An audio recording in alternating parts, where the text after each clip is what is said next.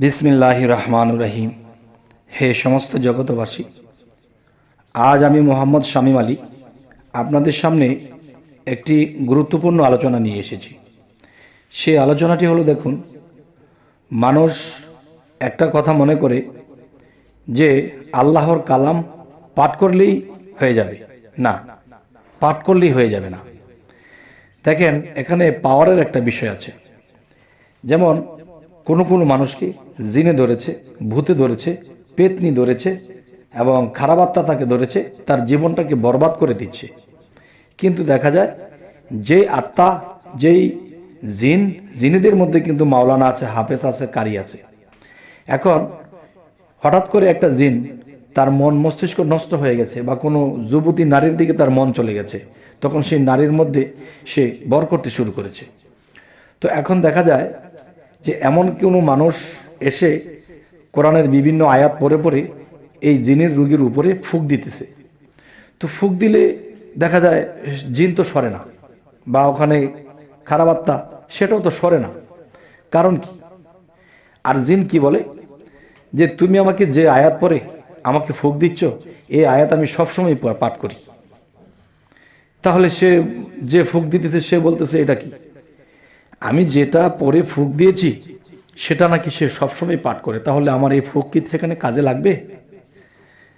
আচ্ছা, তাহলে বোঝা গেল যে কিছু কিছু সময়ে কিছু কিছু বিষয়ে কিছু কিছু ব্যক্তিদের জন্য বলছি যে কোরআনটাকে যদি গলায়ও বেঁধে রাখে, এই 30 পারা কোরআনকে যদি গলায়ও বেঁধে রাখে, তবু তাকে খারাপ আত্মা ধরবে, তবুও তাকে জিনে ধরবে।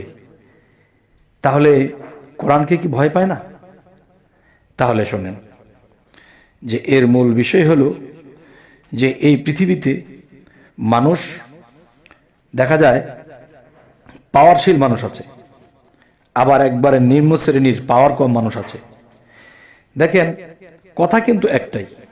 যেমন আমাদের ঢাকা শহরে যদি আসি, যেমন প্রধানমন্ত্রী আছে, এবারে এমপিদের মধ্যে গেলে সাবির হোসেন আছে আমাদের ঢাকাতে।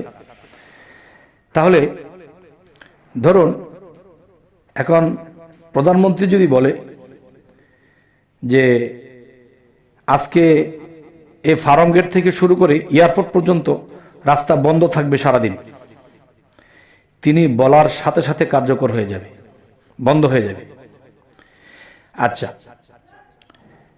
একটা রিক্সাওয়ালা বলতেছে যে ফার্ম গেট থেকে এয়ারপোর্ট পর্যন্ত রাস্তাটা বন্ধ করে দেওয়া হবে, আজকের সারাদিন বন্ধ থাকবে। একটা রিক্সাওয়ালা যদি কথা বলে, তার কথা তো মানবেই না, তার উপর দিয়ে গাড়ি চলে যাবে। এবং প্রধানমন্ত্রী যখন বলল, তখন তার কথায় সাথে সাথে বন্ধ হয়ে গেল। তাহলে এই রিক্সাওয়ালার হাত আছে, পা আছে, চোখ আছে, নাক আছে, কান আছে, তার কথায় কিন্তু গাড়ি তো থামলই না, বরং তার উপর দিয়ে উঠিয়ে চলে যাবে। আর প্রধানমন্ত্রী যেই দেশেই থাকুক, আমেরিকাও যদি থাকে, আর সেখান থেকে যদি খালি একবার বলে যে এই মুহূর্তে ফার্ম গেট থেকে এয়ারপোর্ট পর্যন্ত গাড়ি চলবে না, সাথে সাথে বন্ধ হয়ে যাবে। তাহলে এখানে ডিফারেন্স কিসে? ডিফারেন্সটা হলো পাওয়ারে। তাহলে যে কোরআন গলায় বেঁধে রাখলেও সেই ভূত পেত জিন মানুষের উপরে ভর করে নির্যাতন করে। আচ্ছা, এবং এই কোরআন থেকে কোনো কোনো আয়াত পরে যদি কেউ ফুঁক দেয়, কাজ করে না, কোনো কাজ হয় না। এর কারণ কি? আচ্ছা, আবার এই একই আয়াত যে পরে পরে ফুঁক দিয়েছিল, তার ফুঁকে কোনো কাজ হয়নি। আবার এমন কোনো ব্যক্তি, এমন কোনো কামেল অলি আউলিয়া, কোনো সাধু পুরুষ, কোনো সুফি, কোনো সাধক এসে ওই একই আয়াত পরে যখন ফুঁক দিল, ফুঁক দেওয়ার সাথে সাথে সেই জিন ভূত পেট তাকে ছেড়ে ওরে বাবারে মারে বলতে বলতে চলে গেল। তাহলে সেই কোরআনের আয়াত তো একটাই, কিন্তু এই আয়াতটা এমন কেউ পাঠ করেছে যে তার উপরে ফুঁক দেওয়াতে জিন ভূত পেট কিছুই লড়ে না। আবার এই একই আয়াত যখন ওরকম ব্যক্তি এসে ফু দিল, সাথে সাথে চিৎকার করে এখান থেকে পালিয়ে গেল। তাহলে বোঝা গেল কি যে ফার্মগেট থেকে এয়ারপোর্ট পর্যন্ত গাড়ি বন্ধ থাকবে, রিক্সাওয়ালার কথা মানল না। কেন? তার কথার পাওয়ার নেই। প্রধানমন্ত্রী যেই রাষ্ট্রেই থাকুক, যদি একবার খালি ফোন করে বলে দেয় এই মুহূর্তে বন্ধ, বন্ধ হয়ে যাবে। এখন আপনারা কি বলেন?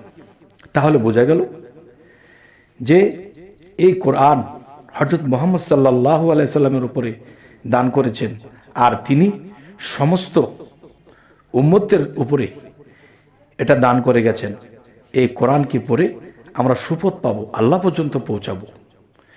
তাহলে এই কোরআনের মধ্যে বিভিন্ন রোগের বিষয়, বিভিন্ন বিপদ আপদ, বিভিন্ন সমস্যার সমাধানের জন্য এই কোরআন কাজ করতেছে, এবং এই কোরআনকে স্মরণ করে কোরআনের আইনকে মেনে আমরা আল্লাহ পর্যন্ত পৌঁছে যাব।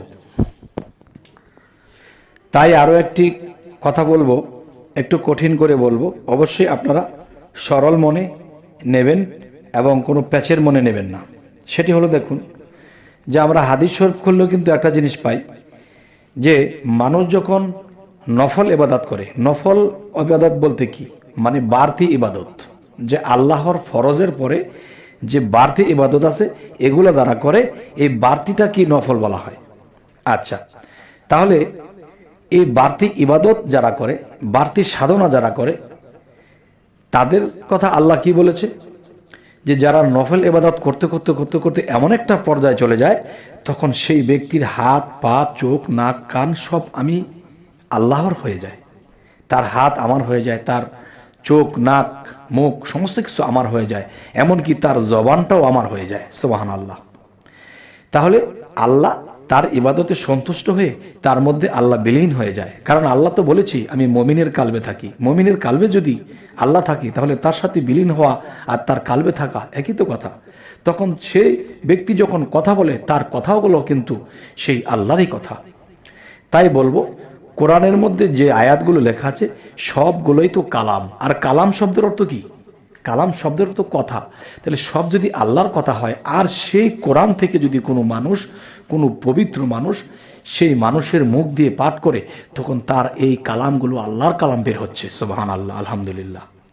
তাহলে এই কালামের মধ্যে যখন শক্তি থাকবে, পবিত্র মানুষ থেকে যখন এটা বের হবে, তখন জিন হোক, ভূত হোক, প্রেত হোক, এখানে ফু দিলে সে জ্বলে পড়ে যাবে।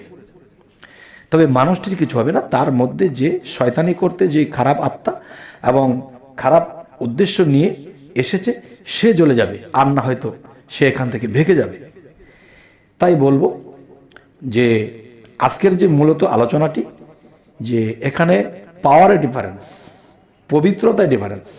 একজন পবিত্র মানুষ কাকে বলবো? পবিত্র তিনি যিনি সত্য, তিনিই পবিত্র, আর যিনি অসত্য তিনি অপবিত্র।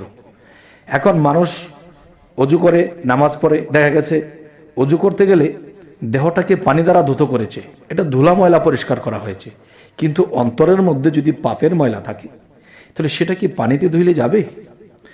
তাহলে সেই পাপের ময়লা যার পরিষ্কার হয়ে গেছে, পবিত্র হয়ে গেছে, একমাত্র তার মধ্যে আল্লাহ বিলীন হয় এবং তার মুখে আল্লাহ কথা বলে।